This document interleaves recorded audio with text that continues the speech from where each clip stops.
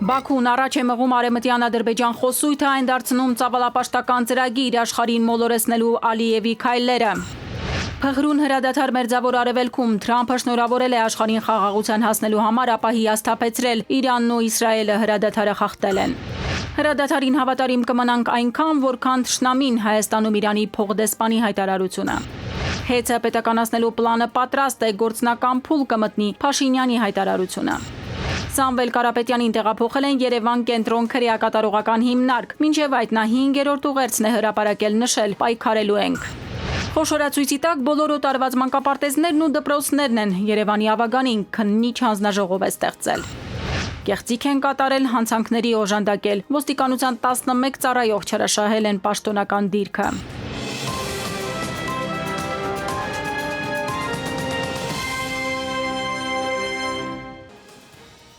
Արմենիայի եթերում նորությունների գլխավոր ժամն է, բարի երեկո, ես Շահանե Մեժլումյանն եմ, ամենակարևորն ու դիտարժանը մեր եթերում։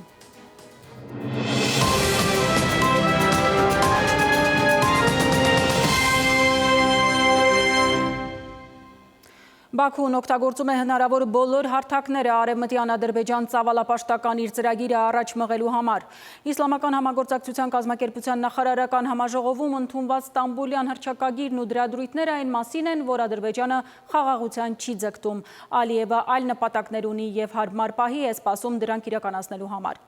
Փորձագետների կարծիքով Բաքուն մոլորության մեջ է գցել իսլամական աշխարհի անունից հանդես եկող կառույցին, ընդունել տալով մի փաստաթուղթ, որտեղ ամբողջովին խեղաթյուրված է պատմությունը խմբագրված Ալիևին ձեռնտու շարադրանքով։ Փաշինյան-Էրդողան հանդիպումից ժամեր անց Իսլամական համագործակցության կազմակերպության արտգործնախարարները, այդ թվում Թուրքիայի գլխավոր դիվանագետը, հավաքվեցին Ստամբուլում եզրափակիչ մի հայտարարությունում, որն անվանել են Ստամբուլի հռչակագիր, անդրադարձան նաև հայ-ադրբեջանական հարաբերություններին։ Երևանին կոչ արեցին հաղթահարել խաղաղության պայմանագրի ստորագրմանը խանգարող մնացած իրավական և քաղաքական խոչընդոտները և դադարեցնել Ադրբեջանի ինքնիշխանության և տարածքային ամբողջականության սասանումը։ Այս 57 պետությունների ներկայացուցիչները աջակցում են Ադրբեջանին այդ համատեքստում լեգիտիմացնելով ադրբեջանական անօրինական պահանջները, անգամ Հայաստանի ինքնիշխանության նկատմամբ ագրեսիվ ռետորաբանությունը։ Նրանք նույնիսկ հանդգնել են դատապարտել Հայաստանին նրա համար, որ մեջբերում Հայաստանը հրաժարվում է երկխոսել արևմտյան ադրբեջանական համայնքի հետ։ Նաև վերահաստատել են նրանց վերադարձի իրավունքը իրենց ծագման վայրեր ներկայիս Հայաստանի տարածքում։ Այս քաղաքական զավեշտին պատասխանեց Հայաստանի արտաքին գերատեսչությունը։ Ինչ վերաբերում է խորհրդային Հայաստանում բնակվող ադրբեջանցիներին, ապա նրանք ԽՍՀՄ գոյության վերջին տարիներին Հայաստանից հեռացել են կամավոր, կարողացել են վաճառել կամ փոխանակել իրենց գույքը կամ ստացել են փոխհատուցում Հայաստանի կառավարությունից։ Այս արձագանքից խիստ վրդովված են Ադրբեջանում, թեև այդ փորձագետի համոզմամբ մասնակից պետությունների մեծ մասն անգամ չի էլ ուսումնասիրել դետալները, ծանոթ չէ դրանց և ստորագրել է այդ հռչակագիրը պարզապես որովհետև խոսքը բարեկամ Ադրբեջանին է վերաբերում։ Այնուամենայնիվ Հաջիզադեն համառորեն պնդել է, որ բանաձևն արտացոլում է պատմական փաստերը և հիմնված է միջազգային իրավունքի և արդարության սկզբունքների վրա։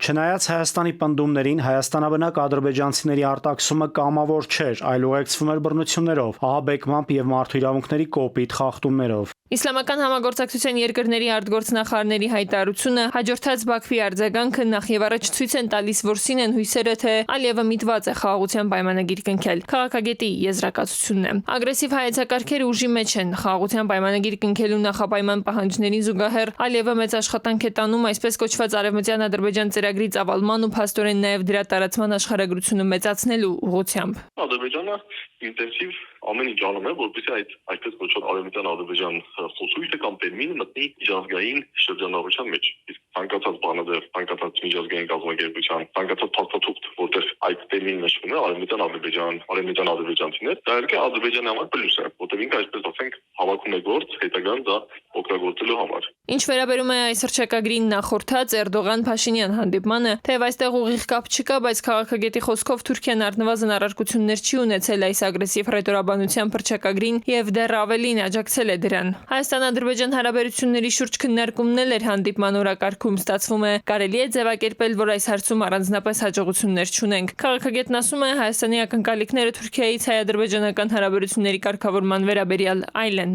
Կառավարությունը հույս ունի, որ Թուրքիայի հետ ինչ-ինչ հարաբերությունները գոնե կարող են բերել նրան, որ այսպես ասեմ, եթե Թուրքիան Ադրբեջանին չասի մի հարձակվից, գոնե Թուրքիան Ադրբեջանին չդրդի հարձակման։ Միամտություն կլինի կարծել, որ Հայաստանի ուղղությամբ թուրք-ադրբեջանական միությունը տարակարծիք է, ավելին Ալիևը առիթը բաց չի թողնում իսլամական աշխարհին իր մեղսակիցը դարձնելու ու միջազգային ապօրինությունները նրանցով լեգիտիմացնելու համար։ Տիգրանուհի Կուրգինյան, ժամը լրատվական։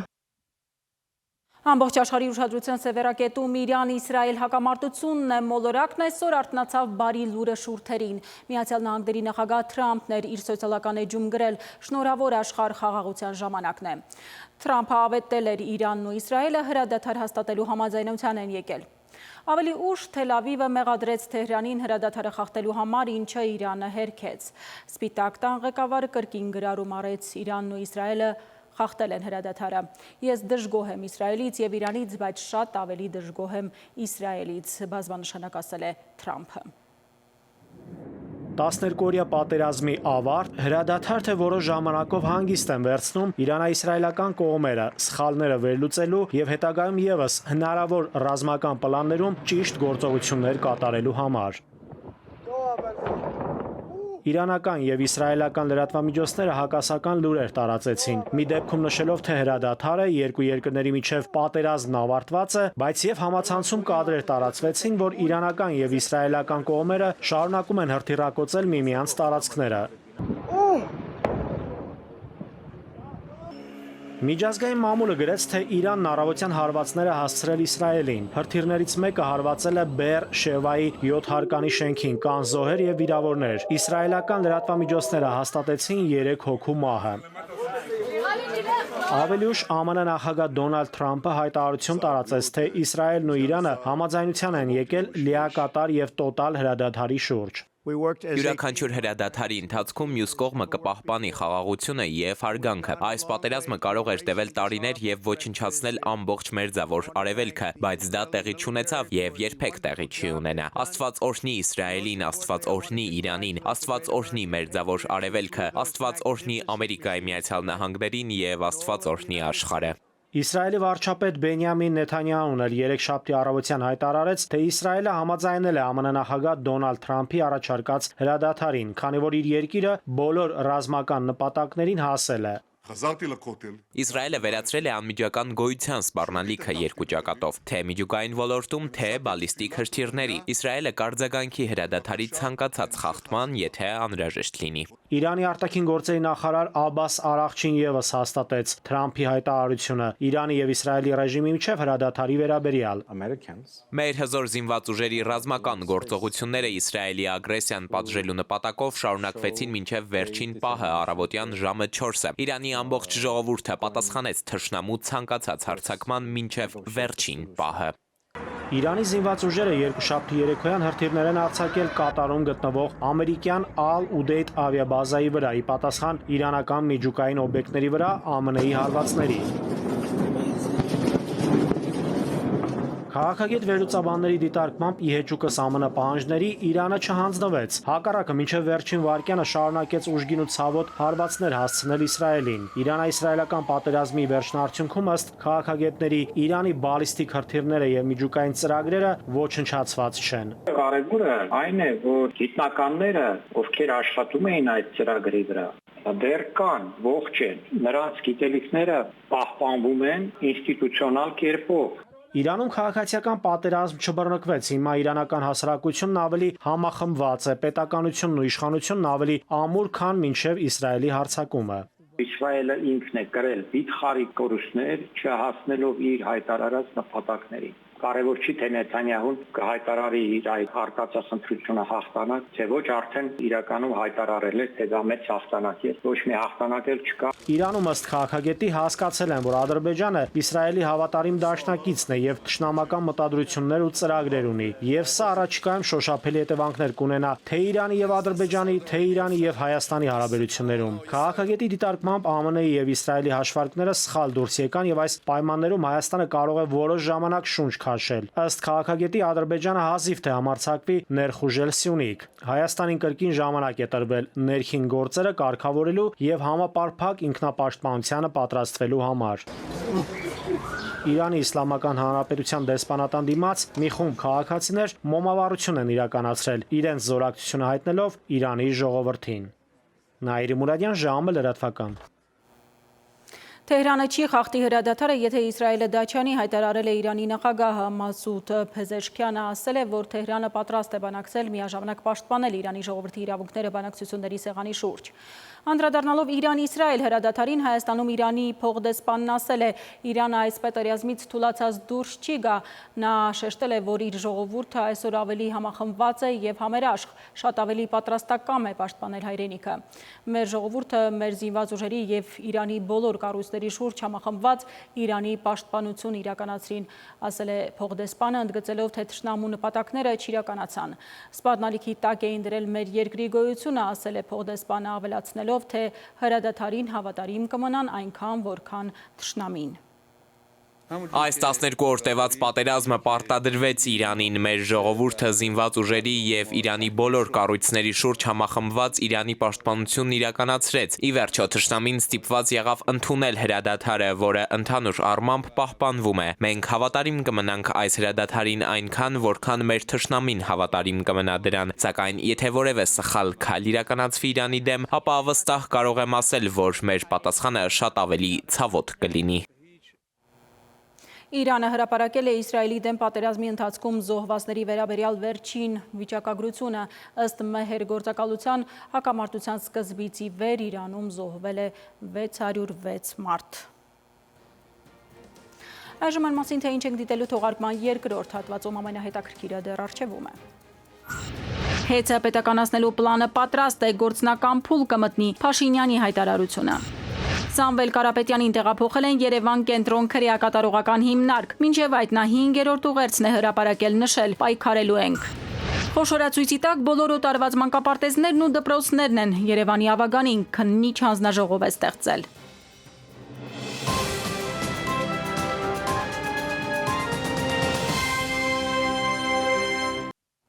Ժամը շարունակում է աշխատանքը Արմենիայի ուղիղ եթերում։ 32 երկրի առաջնորդներ հավաքվել են Հաագայում, որտեղ այսօր մեկնարկել է ՆԱՏՕ-ի գագաթնաժողովը, սպասվում է, որ երկօրյա հավաքի ավարտին աշխարհի ամենամեծ ռազմական դաշինքի անդամները կպարտավորվեն առաջիկա 10 տարիներին իրենց պաշտպանական ծախսերը հասցնել ՀՆԱ-ի 5%-ի։ Իսպանիան հայտարարել է, որ դա անիրագործելի նպատակ է Մադրիդի համար։ Գագաթնաժողովի օրակարգում են ռուս-ուկրաինական պատերազմն ու իրավիճակը Մերձավոր Արևելքում։ Գագաթնաժողովի շրջանակում Թուրքիայի նախագահ Էրդողանը պատրաստվում է հանդիպել Միացյալ Նահանգների նախագահ Թրամփի հետ։ Բրիտանական Sky News հեռուստաալիքին տված հարցազրույցում Ուկրաինայի նախագահ Վլադիմիր Զելենսկին հայտարարել է մինչև ռուս-ուկրաինական հակամարտության ավարտը պաշտոնավարելու մտադրության մասին։ Ես գուցե եւ լավագույն մարդը չեմ պատերազմի ավարտին հասցնելու համար, բայց ես ամենափորձառուն եմ, ասել է Զելենսկին։ Նախորդին էլ Ուկրաինայի նախագահի գրասենյակի ղեկավար Անդրեյ Երմակն էր հայտարարել, որ Զելենսկին պետք է երկրորդ ժամկետով առաջադրվի, քանի որ իր խոսքով նա լավագույն նախագահն է, որը հանրապետությունը տեսել է անկախությունից ի վեր։ Վերադառնանք Հայաստան, Հանրապետությունում մեկնարկել է ամառային զորակոչը բարձր տրամադրությամբ, անվնաս եւ անփորձանք տունդարձի մաղթանքներով Գորիսից 33 նորակոչիկի են այսօր ճանապարհել բանակ։ Հայրենիքին պարտքը տալու մեկնելուց առաջ եկեղեցում մոմ են վառել, աղոթք հնչեցրել, օրհնություն ստացել։ Սահմանամերձ տեղ համայնքից Ռուբեն Գյագունցը հայոց բանակ է մեկնում բարձր տրամադրությամբ, ավելին վստահեցնում է, որ երկար է սպասել այսօրվան։ Զինվորներն բոլորին լավ ծառայություն, թող առողջան իրաց մայրերի մոտ, ծնողներն հետ հոշանագստան ասավ առողջանն հետ։ Գորիսեցի Գոր Փարսյանն էլ զինծառայության է մեկնում բարձրագույն ուսումնական հաստատություն գերազանցությամբ ընդունվելուց հետո։ Գորնայիրի Փարսյանը եւ եղբայրս է եւ դասընկերս հունվարին ստացավ 20-20 եւ մաթեմատիկան եւ անգլերենը, ընդունվեց պոլիտեխնիկ, տեղեկատվական տեխնոլոգիաներ բաժինը։ Այսօր նրան մեծ ծափերով ճանապարհում ենք բանակ եւ հույս ունենք երկիրը խաղաղ կլինի, որ նրան էլի նույն ճարպերով, նույն ջերմ եռնանդով ընդունենք հետ։ Գորիսում մեկնարկած ամառային զորակոչին հայոց բանակի շարքերը համալրում է 33 զորակոչիկ։ Նախատեսված կարգով ընթացած բոլոր փուլերից հետո Սյունիքի մարզի զինվորական կոմիսարը ձեռսխմումով է ճանապարհում տղաներին, նկատելով, որ 2 տարի իրենք են պատասխանատու նրանց համար։ Անցել են բժշկական զննում, պարտադիր կարգով, հաշվի ենք առել առողջությունները, հաշվի ենք առնում նաև որոշ ընտանեկան վիճակներ եւ դրանից հետո արդեն ընդգրկում ենք ցուցակները որպես զորակոչիկներ։ Տղաները վերջնական բուժզննումից հետո հերթով դուրս են գալիս զինվորական կոմիսարիատից, հարազատներն ու ընկերները ուսերին դրած բարձր տրամադրությամբ ճանապարհում են նրանց, իսկ մայրերն ու քույրերը արցունքն աչքերին, բայց հպարտության զգացումով անփորձանք տուն դարձ են մաղթում զորակոչիկներին։ Մի քիչ տխուր եմ, բայց հպարտ։ Լավ տրամադրությամբ ուզում եմ ճանապարհել որդուս բանալ։ Ուլերի բոլոր երեխաներին ցանկանում եմ բարի ծառայություն։ Հնչում է հայոց հիմնը, Գրիգոր Լուսավորիչ եկեղեցում տղաների համար աղոթք է բարձրացվում եւ ուժային կառույցների ներկայացուցիչների ուղեկցությամբ տղաները մեկնում են ծառայության։ Արևիկ Աբելյան, Մայքլ Մինասյան, ժամը լրատվական։ Հայաստանի էլեկտրական ցանցերի պետականացման պլանը պատրաստ է, շատ շուտով կմտնեն գործնական փուլ, Facebook-ում գրել է Նիկոլ Փաշինյանը։ Պրոցեսները տեղի կունեն Հայաստանի Հանրապետության օրենսդրությանը համապատասխան, հավելել է նա։ Իսկ ահա հեցի ներկա սեփականատեր ազգային բարերար Սամվել Կարապետյանը, որին 7 օր առաջ ձերբակալեցին եկեղեցում պաշտպան կանգնելու համար, Արմավիր քրեակատարողականից 5-րդ ուղերձ նամակն է հրապարակել, որում գրել է, թե քաղաքական դաշտը վերածվել է կրկեսի, իսկ ազգային ժողովը ձեռնամարտի մի մեծ ռինգի։ Նա նշել է, որ չդիմանալով օբյեկտիվ քննադատություններին, հատկապես ընդդիմադիր կին պատգամավորների հնչեցրած, ԿՊ-ն ժամանակ առ ժամանակ նետվում է ձեռնամարտի։ Սամվել Կարապետյանը վստահություն է հայտնել, որ ԿՊ-ում էլ կամ կեշտ անձնավորություններ եւ խորհուրդ է տվել նրանց չվախենալ։ Շուտով մենք միասին ներքին համերաշխություն ենք ունենալու, պայքարելու ենք, հայտարարությունը եզրափակել է Կարապետյանը։ Ավելի ուշ տեղեկություն է տարածվել, որ Սամվել Կարապետյանին տեղափոխել են ազգային անվտանգության ծառայության շենքում գտնվող Երևան կենտրոն քրեակատարողական հիմնարկ։ Քրեակատարողականի մամուլի խոսնակ Նոնա Նավիկյանը լրատվամիջոցներին ասել է, որ Կարապետյանին տեղափոխել են ծառայողական անհրաժեշտությունից ելնելով։ Թեժ կրքեր Երևանի ավագանու նիստում քննիչ հանձնաժողով են ստեղծել, որ պետք է զբաղվի անկախությունից ի վեր բոլոր օտարված մանկապարտեզների եւ դպրոցների հարցերով։ Ընդդիմադիրները սա պոպուլիստական քայլ են համարում, նախընտրական քարոզչություն։ 7 տարի ժամանակ ունեին բոլոր դրվագները դատախազություն ներկայացնելու համար։ Հարցնում են, ինչու են հիմա սկսում հետաքննել։ Երևանի ավագանիում կրքերը թեժ են, թեման թերևս անմեղ, մանկապարտեզները։ Ընդդիմադիր Մայր Հայաստանն իր մասնակցությունից չհրաժարվեր, Երևանի ավագանիում առաջին անգամ ստեղծվող քննիչ հանձնաժողովը կունենար հավասար թվով անդամներ։ Հիմա սակայն 12-ը կլինեն, յուրաքանչյուր խմբակցությունից 3-ական ավագանի։ Այս հանձնաժողովն ի դեպ Հայաստանի անկախության առաջին իսկ օրվանից սեպտեմբերի 21-ից մինչև մեր օրեր համայնքային դպրոց մանկապարտեզների օտարումն է ուսումնասիրելու։ Անհրաժեշտ է, որպեսզի Երևանի ավագանին իր դիրքորոշումը հայտնի, կարծում ենք, որ անհրաժեշտություն կա մեր հանրությանը լավ իրազեկել, ինչ է իրականում տեղի ունեցել, երբ է տեղի ունեցել, ում կողմից, ում համար, ինչ վնաս է կրել դրանից համայնքը, ինչ գույքային վնաս է կրել եւ ինչպիսի հերթեր են գոյացել։ ԿՊ-ն ի սկզբանե մտադրվել էր 96-ից 2018 թվականների օտարումները քննել, ընդդիմադիր մյուս խմբակցություններից են առաջարկել սկզբի համար ավելի հետ գնալ, իսկ վերջի համար հասնել մինչև այսօր էր։ Իշխանականները ձևակերպման հարցում համաձայնել են, թե պետնախագծի հեղինակն ամբիոնից է նշում, տեղական ինքնակառավարությունները մեր երկրում միայն 96-ին են ձևավորվել, 18-ից հետո էլ գոնե իրենց համար ակնհայտ է, օտարումներ չեն եղել։ Ըստ ձեր բերած նախագիծը դիտարկում են պոպուլիստական, սա զուտ նախընտրական փուլի քարոզարշավի միջոց եք դուք դիտարկում, նորից այն նախկին ներկայի թեզի համար եք ստեղծում, եթե 2 տարի է քաղաքային իշխանություն եք, արդյոք մանկապարտեզների հետ կապված դրվագներ դուք չգիտեիք, դիմեիք դատախազություն, ամբողջ պետական ապարատը ձեզնով եք արել, դատական համակարգ, այնտեղ քնչական մարմին, դատախազություն, ինչի ասենք, ինչն է ձեզ հետաքրքիր, որ էմոցիոնալ բնույթի մանկապարտեզների ֆոն եք ուզում ստեղծեք։ Ես հասկանում եմ, որ ձեր համար մի քիչ տհաճ պրոցես է սա լինելու, բայց սա լինելու է եւ դες խորհուրդ կտամ հանգստությամբ հետևել այդ պրոցեսին։ Ընդդիմադիր Մայր Հայաստանից դարձյալ հարց են ուղում այս անգամ քաղաքապետին։ Նախորդ նիստին իշխանականն ասում էր հիմա մանկապարտեզներում հերթեր էլ չկան, այսօր քաղպայմանագրից նշում են քիչ, բայց կան։ Ի վերջո ում խոսքին հավատալ։ Ավինյանն արձագանքեց քննիչ հանձնաժողովի ստեղծմանը չվերաբերող հարցերն այլ նպատակ են հետապնդում։ Եվ Մայր Հայաստան խմբակցությունը նպատակադրված ամեն ինչ անում է, որ այս թեման շեղվի, ժողովուրդ ջան, մենք դա ձեզ թույլ չենք տալու։ Վաղեմության ժամկետ մասնագետ գոյություն ունի, ինչ որ բան պարզեցիք, վաղեմությունն անցած լինի, հետո ինչ եք անելու, ուրեմն որն է այս հանձնաժողովի ստեղծման նպատակը, ընդդիմադիր ֆրակցիայի հարցերը չեն ավարտվում։ Եթե այդպեսին օրենսդրությունը ինչ որ հարց վաղեմության ժամկետը անցած կլինի, բնականաբար անցած կլինի, դա որևէ բան էսպես չենք կարող անել, բայց պատճառված վնասի հետևանքները վերացնելու համար վաղեմության ժամկետը մեզ չի խանգարում։ Այդ աղմկահարույց ուղղություններով, որ դուք ուզում եք գնալ, քննիչ գործունեություն ծավալել, փաստեր վերհանել, բանթացիկ վիճակի փաստեր էլ մենք պիտի անենք, հա, երևի 35 կողմ, 5 դեմ, 16 ձեռնպահ, թեժ քննարկումներից հետո Ավագանին այնուամենայնիվ ընդունեց որոշումը, քննիչ հանձնաժողովը ստեղծեց։ Օրակարգը սպառվեց։ Էդուարդ Պողոսյան, ժամ լրատվական։ Երևանի Ավագանու նիստի ընթացքում քաղաքապետ Տիգրան Ավինյանը տեղեկացրել է, որ Ծիծեռնակաբերդի խճուղու փլուզված հատվածում ամրացման աշխատանքները արդեն ավարտվել են։ Միաժամանակ նա ընդգծել է, որ հարակից տարածքներում նմանատիպ վտանգներ դեռ պահպանվում են, այդ իսկ պատճառով ամբողջ հատվածը դեռևս բացված չէ։ Ավինյանը նաև հայտնել է, որ Իսակով-Արշակունյաց ճանապարհի շինարարության մրցույթը կայացել է եւ շինաշխատանքները նախատեսվում են մեկնարկել այս տարվա ընթացքում։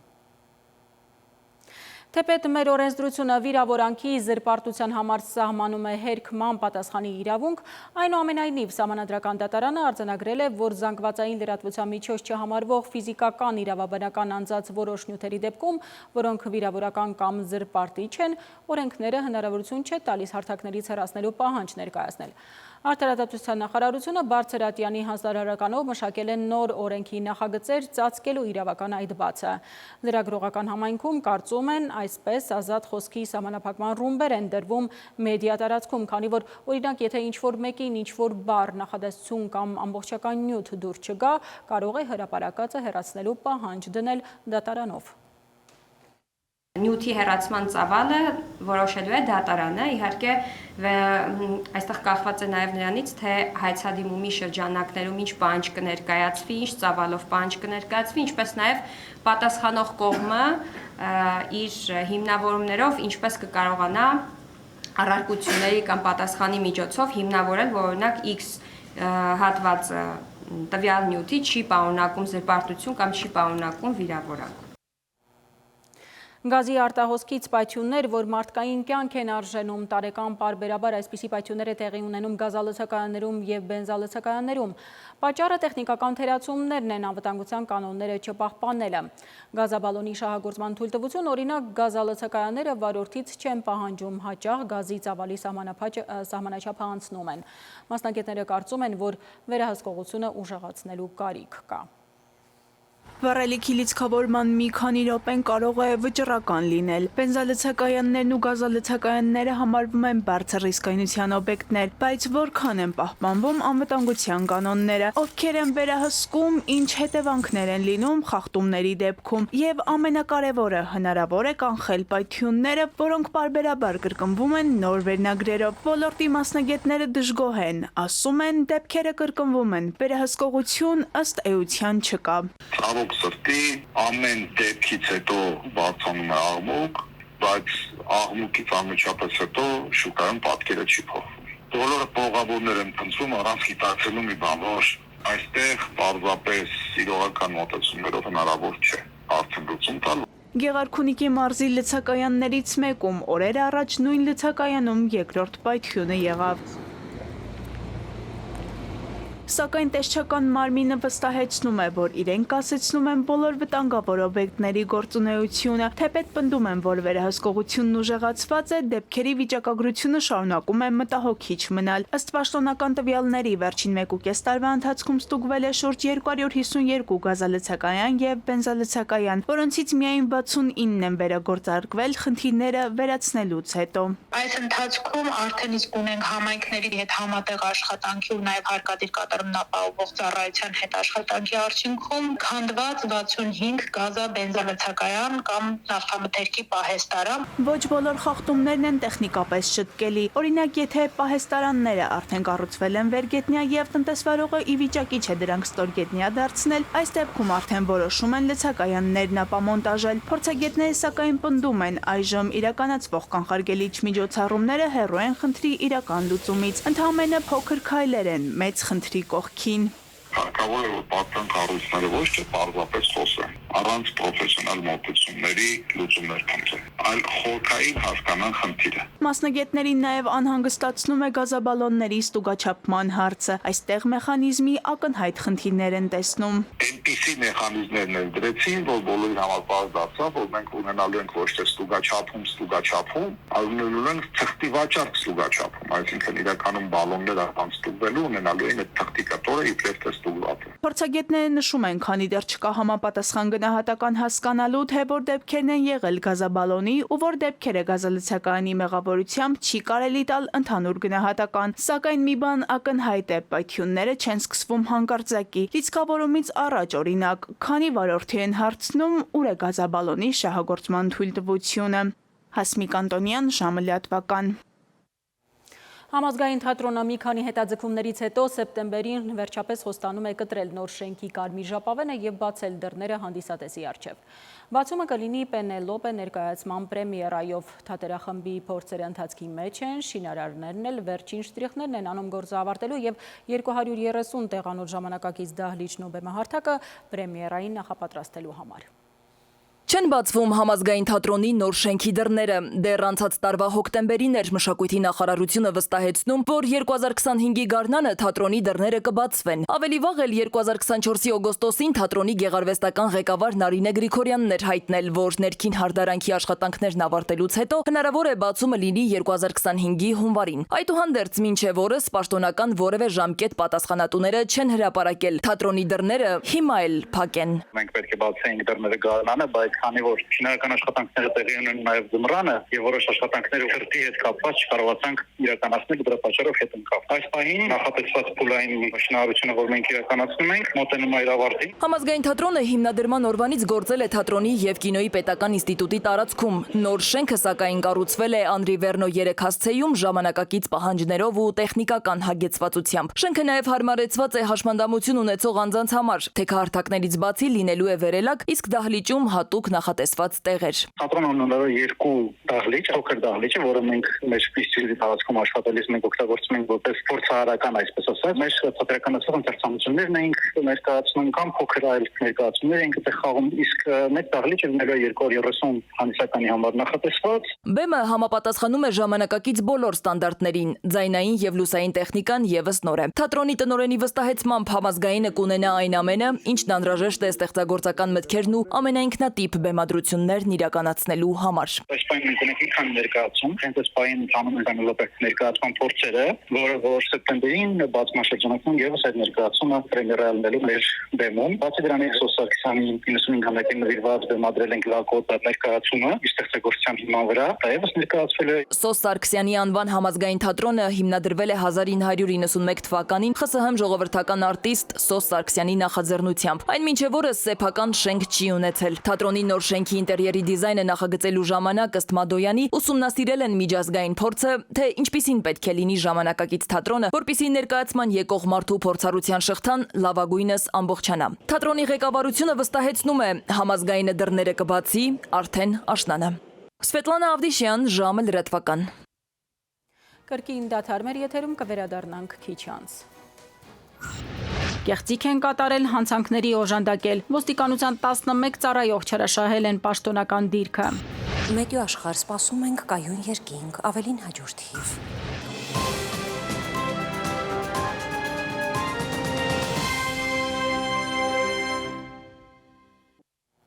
Կիայի վարորդը Երևանում հետիոտնի անցումի վրա վրաերթի է ենթարկել մորն ու երեխային, ապա հարվածել կայանած օպելին։ Վիրավորներին տեղափոխել են հիվանդանոց։ Սորվա մյուս ուշագրավ լուրերը մեկ տեսաշարով։ Եվրասիական զարգացման բանկն առաջիկա տարիներին Հայաստանի համար համախառն ներքին արդյունքի անկում է կանխատեսում։ Բանկի մակրոտնտեսական կանխատեսման համաձայն 2025 թվականին երկրի տնտեսությունը կաճի 5.5%, 2026-ին 5.3%, իսկ 2027 թվականին 5%։ Այս գնահատականները նախորդ կանխատեսումների համեմատ մի փոքր ավելի բարձր են։ Վերջին 5.5 տարում քաղաքացիները 4 միլիարդ 800 միլիոն դրամ են վճարել Հայաստանի պետական բյուջե վարորդական վկայական ստանալու քննությունների եւ վարորդական վկայական ստանալու համար։ 2025 թվականի 5 ամիսների ընթացքում վարորդական վկայականի տեսական քննություն է անցնել 33109, իսկ գործնական 27699 անձ։ Նույն ժամանակահատվածում վարորդական վկայական է ստացել 11688 անձ, որից 2493-ը կամ 21.3% առաջին փորձից։ Այս տարվա հունիսի 1-ից հունիսի 23-ը Հայաստանից Ծիրանով բեռնված 502 բեռնատար արդեն իսկ հատել է Ռուսաստանի մաքսային սահմանը։ Էկոնոմիկայի նախարարը հայտնել է, որ միայն վերջին 3 օրում Ծիրանով բեռնված 136 բեռնատար մտել է Ռուսաստանի Դաշնություն։ Տեղեկություն տարածվեց այն մասին, որ Նիկոլ Փաշինյանի հունիսի 23-ի որոշմամբ Ռուսաստանում Հայաստանի դեսպանությանը կից մաքսային կցորդ Վահան Հակոբյանը ազատվել է զբաղեցրած պաշտոնից։ Մաքսային կցորդը պատասխանատու է Վերին Լարս միջազգային ավտոմոբիլային անցակետում մաքսային գործառնությունների իրականացման առնչվող խնդիրների համար։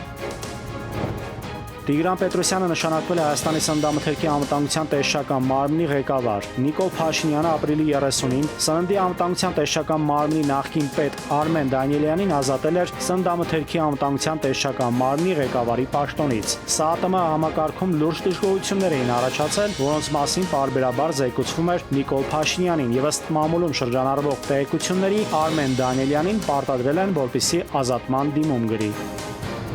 Ոստիկանության 11 ծառայող չարաշահել են պաշտոնեական դիրքը, կեղծիք են կատարել եւ առերևույթ հանցանքների օժանդակել։ Նախաքննությամբ պարզվել է, որ 2024 թվականին Վաղարշապատի բաժնի օպերատիվ խմբի 4 ծառայողներ եւ ոստիկանության բարեկային ծառայության Արմավիրի մարզի գումարտակի 5 բարեկներ ստացված ահազանգերի հիման վրա ժամանելով Փարաքար համայնքում գործող ռեստորանային համալիր եւ տեղեկանալով հյուրերի մասնակցությամբ տեղի ունեցած մարմնական վնասվածքներով զուգորդված խուլիգանության դեպքի վերաբերյալ նկատել են այդ մասին վկայող մի շարք ապացույցներ, այդ թվում առնանման հետքեր, որի մասին զեկուցել են Վաղարշապատի բաժնի պետի պարտականությունները կատարող պաշտոնատար անձին։ Վերջինս սակայն ոստիկանության ծառայողներին ապօրինի հանձնարարություն է տվել ծառայողական պարտականությունները կատարելու փոխարեն վերադառնալ ոստիկանության բաժին, իսկ ահազանգի վերաբերյալ փաստաթղթաշրջանառություն իրականացրած ոստիկանության ծառայողները համապատասխան փաստաթղթերում խեղաթյուրել են դեպքի իրական հանգամանքները։ Արդյունքում առերևույթ հանցագործության ծանր դեպքը եւ այն կատարած անձինք չեն բացահայտվել։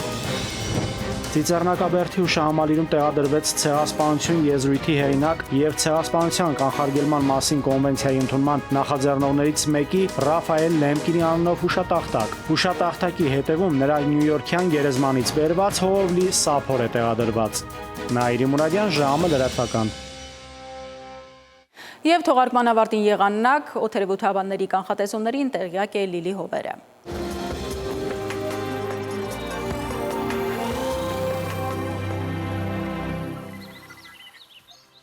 Բարի երեկո, եղանակի տեսության հովանավորն է Ֆերոսի ապրանքանիշը, իր հուսալի անվտանգ գերխնայող գազի կաթսաներով։ Դրանք պաշտոնապես ներկայացված են էքստերիեր խանութ սրահներում, Ֆերոսի եղանակ ստեղծող կաթսաներ, Մետեո աշխարհ նախ Հայաստան։ Մեր երկրի մեծ մասում չորեքշաբթին կանցնի արևոտ երկնքով, առանց ստեղումների, ջերմաստիճանը կբարձրանա ևս 4 նիշ, վաղը ցերեկը Շիրակում, Կոտայքում, Գեղարքունիքում, Արագածոտնի եւ Վայոց-Ձորի լեռնային գոտիներում կդիտվի 20-ից 24 աստիճան։ Վայոց-Ձորի եւ Արագածոտնի նախալեռներում սպասվում է 26-ից 30, Լոռիում 20-ից 26, Տավուշում 24-ից 28 աստիճան, Արարատում Արմավիրում կդիտվի 30-ից 32, Սյունիքի հովտային գոտիներում կանխատեսվել է 27-ից 30, Սյունիքի նախալեռներում 20-ից 22 աստիճան, Երևանում օրը կանցնի առանց ստեղումների, այս գիշեր սպասվում է 12-ից 14, ցերեկը 28-ից 31, երեկոյան 23-ից 26 աստիճան։ Այսքանն էինք պատրաստել այսօրվա համար, ես ձեզ հրաժեշտ եմ տալիս եւ մաղթում խաղաղ գիշեր։